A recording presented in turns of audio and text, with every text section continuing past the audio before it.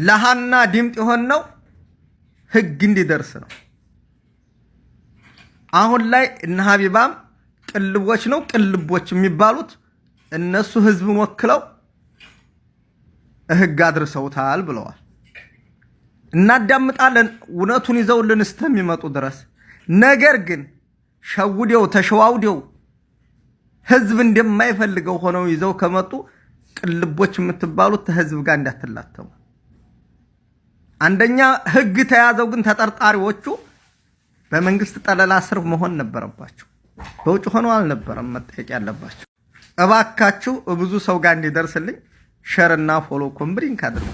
ምንም አይጎዳችሁ። ሻህሙ ያብሽር ተጎንህ ነን የምትሉኝ የነበራችሁ ይኸውልህ እስኪ አካውንት እዚህ ጋር በኮሜንት አይደል መጨፈር እዚህ ጋር እስኪ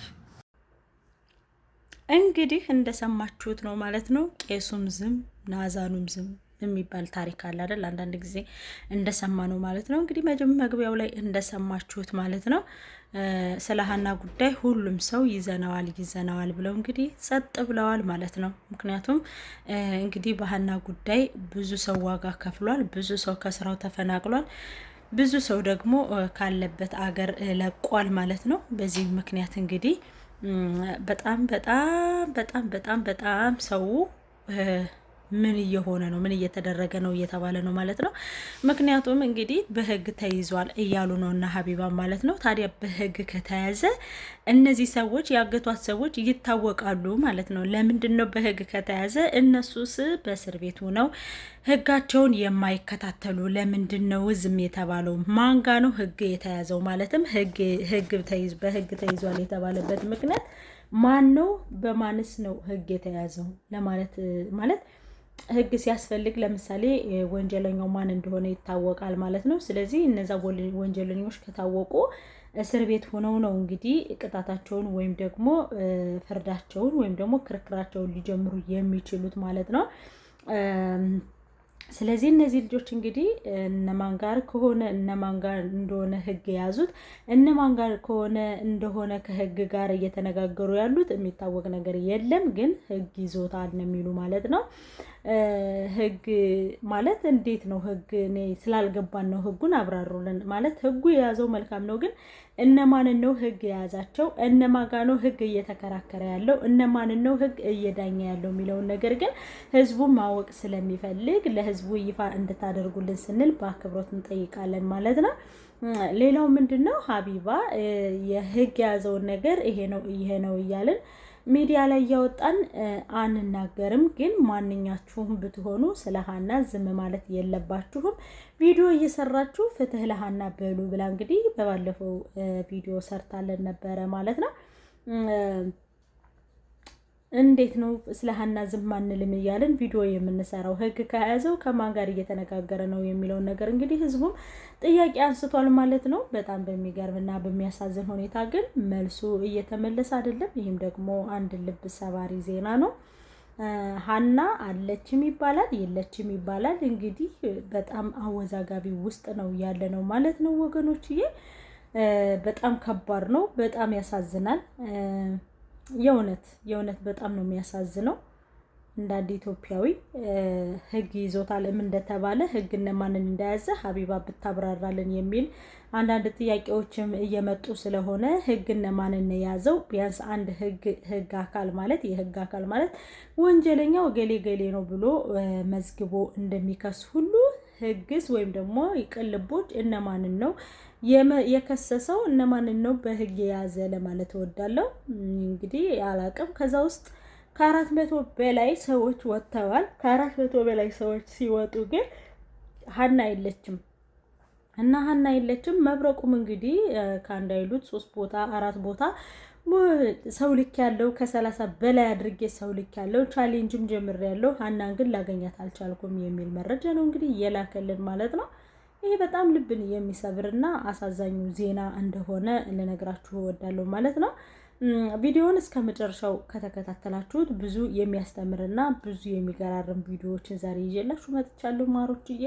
ስለ ሀና ጉዳይ ዝም አንልም። ስለ ሀና ጉዳይ ለምንድነው ዝም ያልነው የሚለውን ነገር አሁንም ህዝቡ እየጠየቀ ይሆናል። ሌላ አጀንዳ መስማትም ማወቅም አይፈልግም በሀና ጉዳይ። ሁሉም ሰው ሀና ሀና ነው የሚለው ማለት በየኮሜንቱም ፍትህ ለሀና ፍትህ ለሀና ነው እያለ ያለው ማለት ነው። ሁሉም ሰው ስለ ሀና ያሳስበዋል። ሁሉም ሰው ስለ ሀና ይጠይቃል። ሁሉም ሰው ስለ ሀና ዋጋ ከፍሏል። ሁሉም ሰው ስለ ሀና ተጠምዷል። ብዙ እህቶቻችንም ህይወታቸው አልፏል። ብዙ እህቶቻችንም ታፍነዋል። ብዙ እህቶቻችንም ድምጽ ላለመሆን ወደ ውስጣቸው እያለቀሱ ዝም ያሉ ሰዎች አሉ። ብዙ የሸዋ ሰዎችም እንግዲህ የሀና ያገሯ ልጆችን ተሰድበውበታል፣ ተዋርደውበታል፣ ብዙ ተነቅፈውበታል፣ ብዙ ተብለውበታል። ምክንያቱም እናንተ ያገራችሁ ልጅ ሆና እንዴት ዝም አላችሁ፣ እንዴት አልተናገራችሁም ምናምን የሚል ነገር ብዙ ዛቻና ብዙ ስድብ ወርዶባቸዋል ማለት ነው። በጣም የሚገርምና የሚያሳዝን ነው ይሄም እና እንደዛ ነው ለማለት እወዳለሁ በቤተሰቦቼ። እስኪ አንድ ጊዜ ደግሞ በጣም ራስ ወዳድ የሆኑና በጣም ጭንቅላታቸው ለገንዘብና ለፎሎር የሆኑ ሰዎችን ደግሞ የሆነ መሀይም ሰዎችን ደግሞ እስኪ አይተን እንመለስ። የምር በጣም የሚያሳፍርና የሚያስጠላ ሰዎችን አይተን እንመለስ። ለፎሎና ለላይክ ብለው እንዲሁም ደግሞ ለቪው ብለው የሌለ መረጃ እያመጡ ሰውን የሚያወዛግቡ በጣም የሚገርሙ አልጫዎች በሰው ደም የሚነግዱ ሰዎችን ደግሞ አይተን እንመለስ። ምን እያሉ ነው? የሌለ ወሬ ለምን እንደሚያወሩ ባናቅም ግን እስኪ እነሱን ደግሞ አይተናቸው እንመለስ። ምን እንደሚሉ ምን እያሉን እንደሆነ ሰምተናቸው እንመለስ። በየመን በረሃ በደላሎች ታግታ የነበረችው እህታችን ሀና እንግዲህ ተለቃ በቁጥጥር በፖሊስ እጅ ላይ ትገኛለች። ሁላችሁም ስትጨነቁ መረጃ ሰጡ አጀንዳዋን እዛችላት የነበራችሁ ሰዎች በሙሉ እንኳን ደስ አላችሁ ለማለት ነው። እንግዲህ በፖሊስ እጅ ትገኛለች። እንግዲህ ብር ተዋጥቶ ከቀናት በኋላ ወደ ኢትዮጵያ ትገባለች ማለት ነው። እንዳልኳችሁ ነው ከዚህ በፊት የሀና ገጠመኝ ለሌሎችም በዛው በየመን በረሃ ሽፍራ ካምፕ ላይ እንዲሁም በዚህ በኋላ በእግረኛ ደላላ በየብስ በባህር ለሚሄዱ ተሰዳጆች ሁሉ ትልቅ ትምህርት ነው የሰጠው። ከዚህ ትምህርት የማይማር ሰው ካለ ነገ የሀና እድል ጣፈንታ እንደሚደርሰው አትጠራ። እንደዚህ አይነት ሰውም አለ ማለት እንደዚህ አይነት ሰው አለ ስላችሁ እንደዚህ አይነት ራስ ወዳድ ለፎሎና ለቪው ብሎ ደግሞ እንደዚህ የሌለ መረጃ ሀና ከፖሊስ እጅ ገብታለች፣ ሀና ሀገሯ ልትገባ ነው፣ ብር አዋጡላት። እንደዚህ አይነት የፎሎ መሰብሰቢያና እንደዚህ አይነት የወረደ አመለካከትም ያላቸው ብሽቅ ሰዎችም አሉና የተሳሳተ መረጃ አመተው ሲሰጧችሁ እናንተም ደግሞ ብላችሁ አትስሙ ማለት ነው። ምክንያቱም ትክክለኛ መረጃ ልታገኙ የምትችሉት ከሰይድ ወረባቦና ወይም ደግሞ ከሀቢባ ነው እንጂ ትክክለኛ ወሬ ልታገኙ የምትችሉት እንደዚህ የመጣ የሄደ ሁሉ ሀና ተገንታለች፣ ሀና እንደዚህ ብላለች፣ ሀና እንደዚህ ናት ብሎ የሚነግራችሁ ሰው ሁሉ እያመናችሁ ብር አዋጡ ለሀና የሚላችሁን ሁሉ ብር እንዳታዋጡ ብዬ ላስጠነቅቃችሁ እወዳለሁ ማለት ነው። ምክንያቱም አንዳንድ ራስ ወዳድ በሰው መከራና በሰው ስቃይ የሚደሰት የራሱን ሕይወት ሊያበስል የሚጥር በጣም ብዙ ባዶ ጭንቅላት የሆኑ ሜንታል አስተሳሰብ ያላቸው አሉ እና ለነዛ እግዚአብሔር በእውነት ልቦና ይስጣቸው። ልክ እንደዚህ እንዳያችሁት ልጅ ማለት ነው።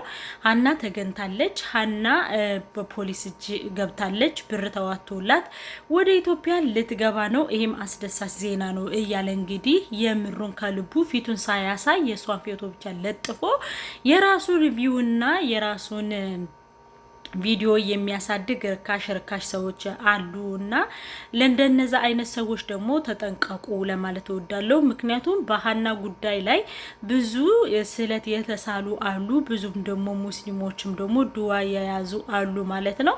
ያ ነገር ደረሰልን ብለው ያልሆነ ስህተት እንዳይሳሳቱ እንድትጠነቀቁ ስል በአክብሮት ተጠይቃለሁ ማለት ነው።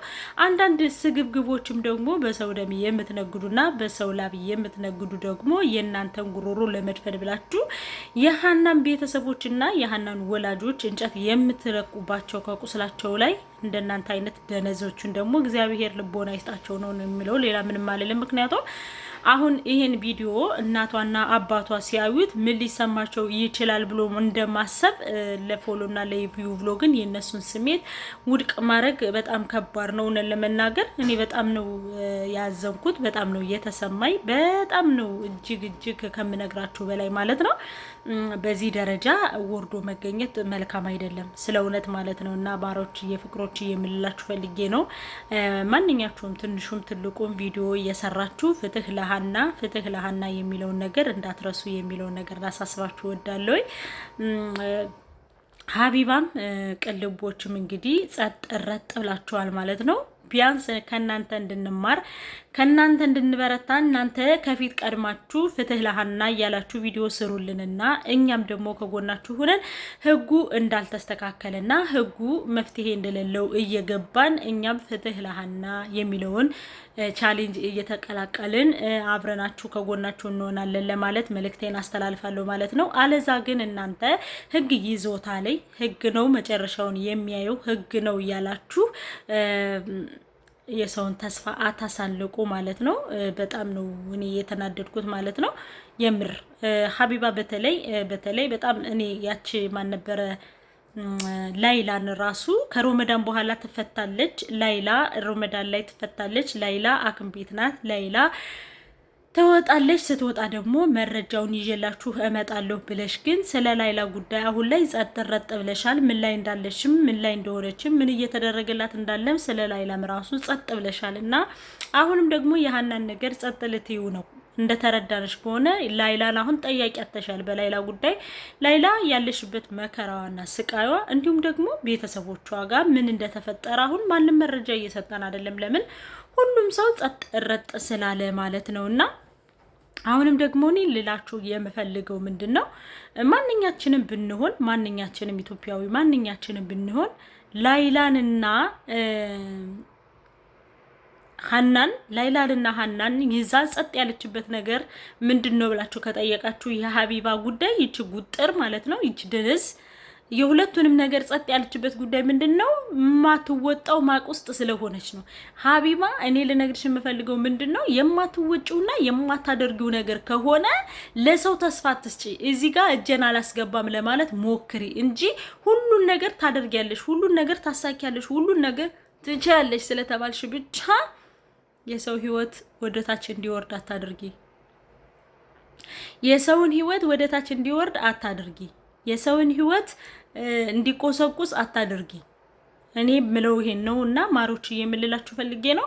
የላይላ ጉዳይ አሁን ላይ ምን ላይ እንደደረሰ ማንም የሚያውቅ የለም። ላይላ ምን እየሆነች እንዳለ ማንም የሚያውቅ የለም። አሁን ላይ አክም ቤት ገብታለች አለች፣ ግን የአክም ቤት ወረቀት ወይም ደግሞ የአክም ቤት ህክምና ስትታከም ያሳዩ ቪዲዮም ሆኖ ፎቶ የለም። አንደኛ፣ ሁለተኛ ነገር ደግሞ አሁን ላይ ደግሞ የሃናን ጉዳይ ደግሞ መንግስት ይዞታል። ቅልቦች እየጨረሰው ነው ብላለች። ግን ቅልቦች ማለት ማን ነው? ምንድስ ነው? ምንስ እያደረገ ነው? መረጃውስ ምንድነው የሚለውንም ነገር እያስቀደመ እያሳየንም እስካልሆነ ድረስ ማሮችዬ እኔ ሌላ ምንድነው ልላችሁ የምፈልገው አሁንም ላይላም ደግሞ ዝም ማለት የለብንም፣ ለሃናም ዝም ማለት የለብንም። እናንተ እና ሀቢባ እንዲሁም ደግሞ ቅልቦች ፍትህ እያላችሁ ሚዲያ ላይ ጩሁልን በሉና እኛም አብረናችሁ እንጩህ። ምን ደረጃ ላይ ያደረሳችሁት ምን ላይ ደረሳችሁ የሚለውንም ነገር ማወቅ ስለምንፈልግ ማለት ነው። የምር ማለት ነው። እኔ በጣም እየተሰማኝ ስለሆነ ነው ይሄን ስላችሁ ማለት ነው ውዶችዬ። አሁንም ስለ ሃና ዝም አንልም የሚለውን ቻሌንጅ እየተቀላቀላችሁ ሃናን ዝም አንልም እያላችሁ ፍትህ ለሃና የሚለውን ነገር ጠይቁ ማለት ነው። እንዲሁም ደግሞ መብረቁ ትናንት የሰራው ቪዲዮ ተስፋ አስቆራጭ ስለሆነ አንድ ጊዜና ለመጨረሻ ጊዜ ነው ቪዲዮ የምሰራው ብለህን ነበረ። ይሄ መሆን የለበትም። ጥግ ድረስ ልትሄድ ይገባል። ጥግ ድረስ ልትዘምትላት ይገባል የሚል ሀሳብ አስተያየት አለኝ ማለት ነው። ምክንያቱም እንግዲህ አቡ ፋኖ ወይም ደግሞ ሰይድ ወረባቦ ብዙ ዋጋ የከፈለበት እንዲሁም ደግሞ በፖለቲካ ምክንያት ለራሱ የወሰዳችሁ ብዙ ፈተና ያሳለፈ ልጅ እስከሆነ ድረስ ያንን ዋጋ የከፈለ ሰው ነውና፣ ስለዚህ አሁንም ደግሞ እኔ ልላችሁ የምፈልገው ምንድነው ዋጋ የተከፈለላት ልጅና መስዋዕት የተከፈለላት ልጅ ስለሆነች አሁንም ፍትህ ለሃና ፍትህ ለላይላ የሚለው ነገር እንዳይረሳ ለማለት እወዳለሁ። ይሄን ቪዲዮ እንግዲህ ላይክ ላይክም ሼርም ሰብስክራይብም እያደረጋችሁ ቤተሰብ ስለምትሆኑ ከልብ አመሰግናለሁ። ኤልሲ ነኝ ከመዳም ኩሽና።